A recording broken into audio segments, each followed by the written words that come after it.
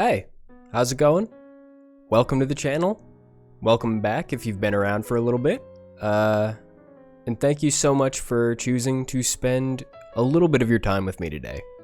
I want to start by giving a shout out to a new subscriber, Music for Empty Rooms. Thank you so much for subbing to the channel. I really do appreciate it. And it lets me know that you guys are at least kind of enjoying hearing what I have to say about Formula One. So thank you so much for the sub. I want to just jump right into this and go over the British Grand Prix in review and talk about a couple of the big takeaways from it. So obviously we have to start with the first lap incident between Lewis and Max, and what hasn't been said about this already. This has massive implications for the rest of the season.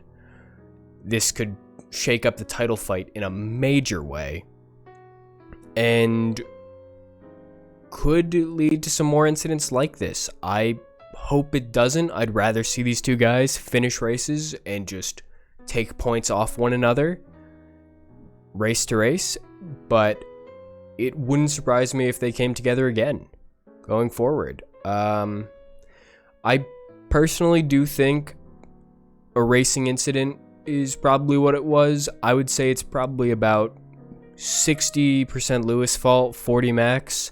Lewis could have taken the line a little bit tighter on the inside. He could have used more curb, but the cars have fuel in them for the rest of the race, so the weight can be a little bit off. The tires might not be where he likes them.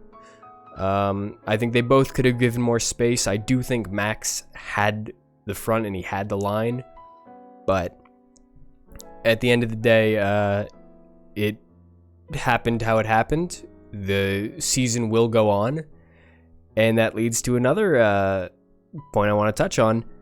What a terrible weekend for Red Bull.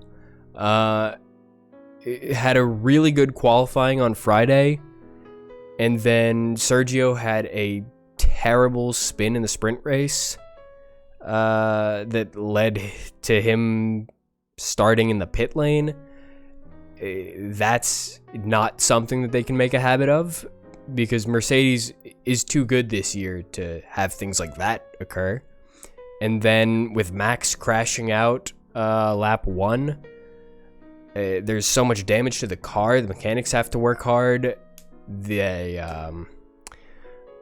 No points for the weekend is really bad. They got the 3 points for sprint quali, I suppose, but that doesn't make up for it. What a terrible weekend. They're going to want to forget this one, move on, and look to the future. Another takeaway. Ferrari looked really good. Charles Leclerc looked in control of that race. The car is still slower than a Mercedes, so I'm not surprised he was overtaken by Lewis in the closing laps. But they looked fast at this track. Admittedly, Silverstone is hard to overtake at, so I don't want to put too much stock in it. And we've seen Ferrari look good like they did at Azerbaijan, and then go to Paul Ricard and just have a terrible weekend. So I don't want to put too much stock in that, but I do want to put a little bit of stock in Ricciardo finding form. Danny Rick just showed out at Silverstone. He got a 5th place finish, which is his best of the year.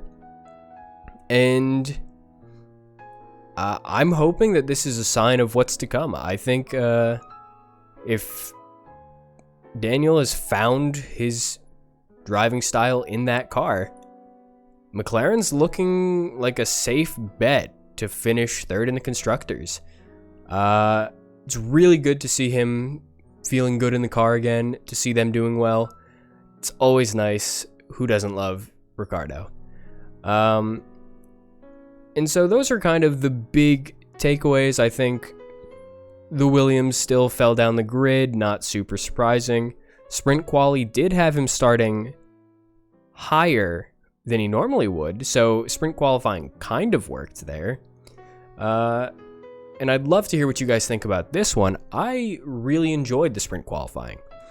The race had a really good first lap, and then it was a bit of a train. People kind of played it safe, but I enjoyed having qualifying on Friday, sprint qualifying on Saturday, and then the race on Sunday. I enjoyed having a big event on every day of the weekend.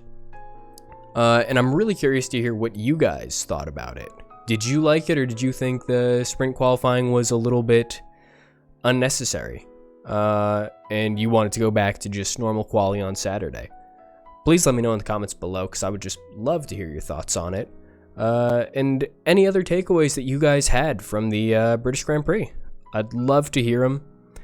And I hope you guys have a good one. Thank you so much for watching, and I'll see you next time. Peace, guys.